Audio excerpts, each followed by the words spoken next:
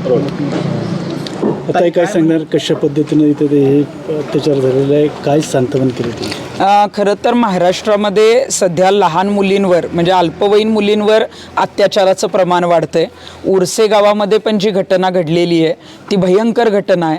5 वर्षाच्या मुलीला चॉकलेटचं आमिष देऊन नेलं, तिच्यावर अत्याचार केला आणि तिचा गळा दाबून खून पण करण्यात आला. त्या आरोपीला जरी अटक झालेली असली तरीसुद्धा अजूनही हे प्रकरण जे आहे ते फास्ट ट्रॅक कोर्टात नाही आहे. अशी प्रकरणं जी आहेत याच्यामध्ये जे गुन्हेगार आहेत, जे आरोपी आहेत, त्यांना तातडीनं शिक्षा होणं गरजेचं आहे. त्यामुळे आमची मागणी आहे की हे प्रकरण फास्ट ट्रॅक कोर्टामध्ये जे आहे ते तातडीनं न्यावं. त्याच्यामध्ये विशेष सरकारी वकिलाची जी आहे ती नेमणूक केली जावी आणि हे जे कुटुंब आहे हे अत्यंत दारिद्र्य रेषेखाली किंवा एकदम गरीब कुटुंब असल्यामुळं या प्रकरणामध्ये जो मनोधैर्य योजना आहे त्या मनोधैर्य योजनेतून सुद्धा तातडीनं जी आहे ती या कुटुंबियांना मदत मिळणं गरजेचं आहे आणि या आरोपीला लवकरात लवकर फाशी व्हावी यासाठी मला असं वाटतं की फास्ट ट्रॅक कोर्टातून हे प्रकरण फास्ट चालवून 6 महिन्याच्या आत त्याला फासावर लटकवणं गरजेचं आहे. पण मॅडम काय सांगणार, राज्यात महाराष्ट्रातलं सरकार महिला सुरक्षिततेच्या बाबतीत सध्या फेल ठरलेलं आहे. काल सुद्धा आपण बघितलं असेल सांगली जिल्ह्यामध्ये ईश्वरपूरला अशीच घटना घडलेली आहे. शाळेतल्या मुलीला जे आहे ते तिच्यावर अत्याचार झाला, तिला विवस्त्र जे आहे ते शेतात सोडलं. मागच्या महिन्यामध्ये मी साताऱ्याला गेले होते, सासपड्याला मालेगावचं प्रकरण आपल्याला माहिती आहे. तर याच्यामध्ये कुठंतरी जी एक प्रवृत्ती आहे, जी एक मानसिकता आहे ती ठेचून काढण्याची जी वेळ आलेली आहे ती कायद्याच्या माध्यमातून ठेचून काढण्यासाठी कुठंतरी पोलीस कमी पडत आहेत, कुठंतरी सरकार कमी पडतं आहे. आणि मग आपण सरकारचं आपलं वाक्य आहे की बेटी बचाव बेटी पढाव. आपण मुलींना जे आहे ते शाळेमध्ये किंवा शिक्षणासाठी पुढाकार घेतो आहे आणि त्याच मुली जर असुरक्षित राहत असतील तर फक्त लाडकी बहीण योजना आणून पैसे देण्यात काही अर्थ नाही आहे. ती लाडकी बहीण जी आहे ती सुरक्षित कशी राहील हे सगळ्यात बघितलं पाहिजे. आणि लहान मुलं म्हणजे ज्या लहान मुलांना कपडे घालायचे समजत नाहीत, त्यांना कशा पद्धतीनं रिॲक्ट व्हायचं ते अजून समजत नाही, त्या मुलींवर जे आहेत ते अत्याचार होत आहेत, त्यांना संपवून टाकलं जातं आहे. हे भयानक चित्र आहे आणि ही प्रवृत्ती ठेचण्याचं काम आता सरकार आणि पोलीस आणि आमच्यासारख्या जी जनता आहे त्यांचं सुद्धा आहे, पण ती कायद्यातनं संपवणं गरजेचं आहे. आणि म्हणूनच आत्ता जो काही गुन्हेगारांवर जो आहे तो पोलिसांचा काही प्रमाणात आपण जर बघितलं तर वचकच नाही आहे. न्यायालयातून सुद्धा जी काय म्हणजे फास्ट ट्रॅक कोर्टात सुद्धा प्रकरण जातं, अनेक प्रकरणं जी आहेत ती प्रलंबित आहेत, त्याच्या बाबतीत निकाल आलेले नाही आहेत आणि निकाल येत नाहीत, तात्काळ शिक्षा होत नाही. म्हणूनच अशी प्रकरणं जी आहेत ती वाढत आहेत.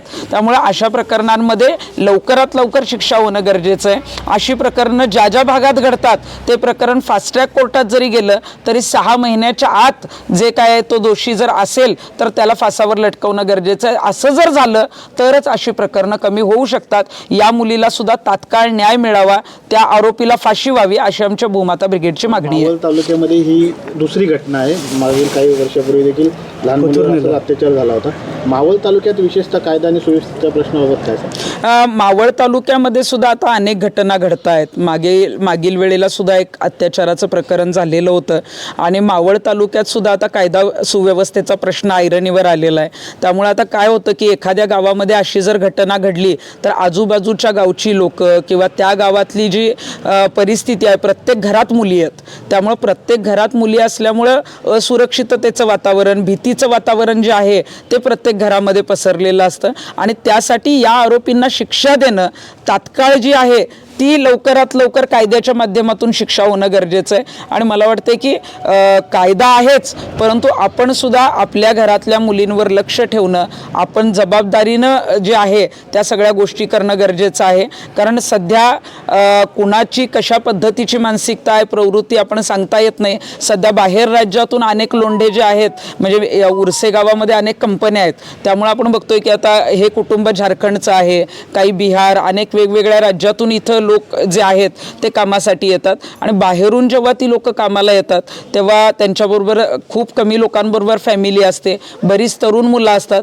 त्यामुळे मला वाटतं की ही कुठल्या प्रवृत्तीची आहेत हे आपल्याला सांगता येत नाही, परंतु आपल्या मुलीला काय होऊ नये यासाठी आपण सुद्धा जे आहे ते जबाबदारीनं राहणं, मुलांवर लक्ष ठेवणं हे तेवढंच कुटुंबाचं कर्तव्य सुद्धा आहे. काही नागरिकांच्या बाबतीत जर का झालं तर ही जी मुलगी होती ती बाहेरील असल्यामुळे जो रेटा यायला पाहिजे होता मावळ तालुक्यातून म्हणा किंवा संपूर्ण राज्यातून या घटनेच्या बाबत ती आपल्या राज्यातली नसल्यामुळे काहीसं गांभीर्य लोकांमध्ये नाही असं वाटतं तुम्हाला? मला असं वाटतंय की मालेगावला जेव्हा प्रकरण झालं आपण बघितलं असेल की अगदी कोर्टाच्या गेट तोडण्यापर्यंत लोक आलेले होते.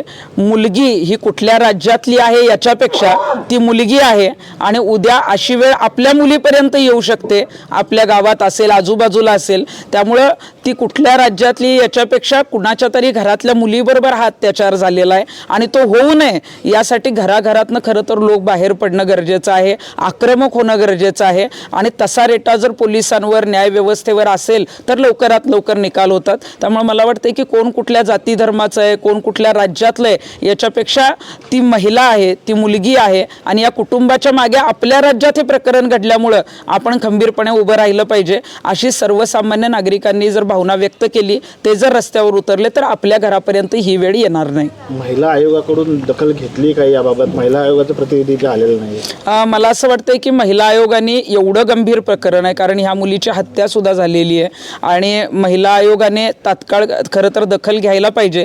त्यांनी घेतली आहे का मला माहीत नाही, किंवा त्यांचं प्रतिनिधी इथं कोणी येऊन गेलं आहे का मला माहीत नाही, पण महिला आयोगाच्या अध्यक्षांना किंवा त्यांच्या प्रतिनिधींना मी एवढंच आवाहन करते की कुटुंब फार गरीब आहे, तुम्ही जर इथं येऊन गेलात तर अजून चांगल्या पद्धतीनं लवकरात लवकर न्याय प्रक्रिया जी आहे किंवा तुमच्या आदेशाने त्यांना लवकरात लवकर न्याय मिळू शकतो. त्यांना खरं तर मनोधैर्य योजनेतून सुद्धा मदत मिळणं गरजेचं आहे. आणि महिला आयोगाचं कामच आहे की अशा जेव्हा मुली किंवा महिलांवर अत्याचार होतो तेव्हा सगळ्यात पहिला महिला आयोग पोचलं पाहिजे. त्यामुळे त्यांनी तिथं यावं आणि या मुलीला लवकरात लवकर न्याय मिळावा यासाठी प्रयत्न करावेत.